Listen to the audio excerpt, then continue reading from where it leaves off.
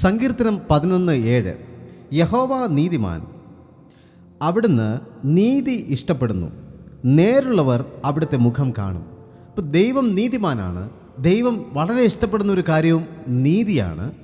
നേരുള്ളവർ ദൈവത്തിൻ്റെ മുഖം കാണും. അപ്പോൾ ദൈവത്തിൻ്റെ മുഖം കാണണമെങ്കിൽ നമ്മുടെ ജീവിതത്തിൽ ഉണ്ടാകേണ്ടുന്ന ഒരു പ്രത്യേകതയാണ് നീതി അല്ലെങ്കിൽ നേര് എന്ന് പറയുന്ന ഒരു കാര്യം. സത്യമുണ്ടായിരിക്കണം നമ്മുടെ ജീവിതത്തിൽ. എന്നാൽ മാത്രമേ ആത്മാവിൽ സത്യത്തിലും ദൈവത്തെ നമുക്ക് കാണുവാനായിട്ട് കഴിയുകയുള്ളൂ. അപ്പോൾ എന്തുകൊണ്ടാണ് യഹോവ നീതിമാനായിരിക്കുന്നത്? കാരണങ്ങൾ തേടി വേദപുസ്തകം പരിശോധിക്കുമ്പോൾ എണ്ണി തീർക്കാൻ കഴിയാത്ത അല്ലെങ്കിൽ വർണ്ണിക്കാൻ കഴിയാത്ത അത്രയും പ്രത്യേകത ദൈവത്തിനുണ്ട്. അതുകൊണ്ടാണ് ദൈവം നീതിമാനായിരിക്കുന്നത്. ചില കാര്യങ്ങൾ, ഒരു 5 കാര്യങ്ങൾ നമുക്ക് പെട്ടെന്നൊന്ന് ചിന്തിച്ചാലോ? 5 കാര്യങ്ങൾ എന്തുകൊണ്ടാണ് ദൈവം നീതിമാനായിരിക്കുന്നത്. വേദപുസ്തകം മുഴുവൻ നോക്കുമ്പോൾ ഒന്നാമതായി ദൈവം ന്യായം പാലിക്കുന്നു. ദൈവത്തിൻ്റെ ന്യായവിധി കൃത്യമായിരിക്കും. കാരണം ദൈവം നീതിമാനായ ദൈവമാണ്.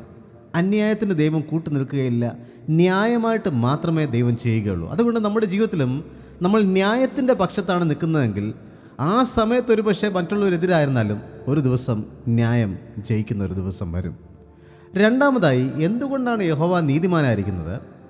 അനുസരണത്തിന് പ്രതിഫലം നൽകുന്ന ഒരു ദൈവമാണ് യഹോവയായ ദൈവം. അനുസരണത്തിന് പ്രതിഫലം നൽകുന്നു. ആരെല്ലാം ദൈവത്തിൻ്റെ വാക്കുകൾ അനുസരിക്കുന്നുവോ അല്ലെങ്കിൽ ആരെല്ലാം ദൈവത്തെ സേവിക്കുന്നുവോ അവർക്കെല്ലാം ദൈവം പ്രതിഫലം നൽകുന്നു. ആരെയും ദൈവം വെറുതെ അയക്കുകയില്ല.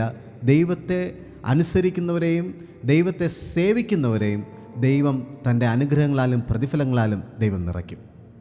മൂന്നാമതായി ദൈവം വാഗ്ദാനങ്ങൾ പാലിക്കുന്നു. പ്രോമിസസ്, ദൈവം തന്നിരിക്കുന്ന വാഗ്ദാനങ്ങൾ, വാഗ്ദത്തങ്ങൾ ദൈവം പാലിക്കുക തന്നെ ചെയ്യും. അതുകൊണ്ടാണ് യഹോവ നീതിമാൻ. ജനങ്ങളോട്, അതായത് നമ്മളോട് ഓരോരുത്തരോടും ദൈവം എന്തെല്ലാം വാഗ്ദാനം ചെയ്തിട്ടുണ്ടോ ആ വാഗ്ദാനങ്ങളെല്ലാം ദൈവം പാലിക്കും. കാരണം ദൈവം ഒരു മനുഷ്യനല്ല വാക്ക് മാറ്റി പറയുവാൻ. ദൈവം ദൈവമായതുകൊണ്ട് ദൈവത്തിൻ്റെ വചനങ്ങൾക്കൊരു മാറ്റവുമില്ല. ആകാശവും ഭൂമിയും മനുഷ്യരും ബന്ധങ്ങളും എല്ലാം മാറിപ്പോകും, എന്നാൽ ഒരിക്കലും മാറാത്ത ദൈവത്തിൻ്റെ വചനങ്ങൾ. അതുകൊണ്ട് ദൈവം തൻ്റെ വാഗ്ദാനങ്ങളിൽ വിശ്വസ്തനാണ്. നാലാമതായി ദൈവം പീഡിതരെ രക്ഷിക്കുന്നു. ആരെല്ലാം പീഡനം അനുഭവിക്കുന്നുണ്ടോ, അതാണ് സങ്കീർത്തനക്കാരൻ പറഞ്ഞത്, ഹൃദയം നുറുങ്ങിയവർക്ക് യഹോവ സമീപസ്ഥൻ.